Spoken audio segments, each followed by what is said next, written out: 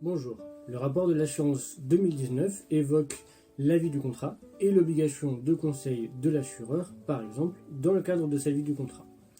Le rapport du médiateur 2019 évoque également une autre question, celle de l'application des garanties des contrats d'assurance, IARD ou assurance de personnes, pendant la phase de vie du contrat. Nous allons nous baser sur la phase de vie du contrat dans le cadre de l'assurance de personnes, qui est notre secteur d'activité pour ces différentes vidéos YouTube. Pendant cette phase, le médiateur s'est rendu compte que parfois les assurés venaient demander l'application de certaines garanties prévoyance dans le cadre du contrat d'assurance vie, mais également dans le cadre d'autres contrats, comme par exemple les assurances emprunteurs, et l'assureur venait opposer un refus, par exemple sur des garanties incapacité,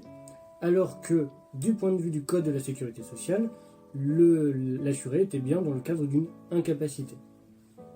Cette différence s'explique parce que le contrat d'assurance se base sur des clauses qui sont acceptées entre assureur et assuré, et les définitions des termes qui sont présentes ne sont pas celles du Code de la Sécurité sociale dans le cadre de l'exemple de l'incapacité, mais celles définies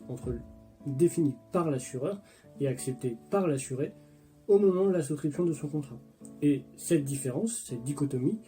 peut être à l'origine d'une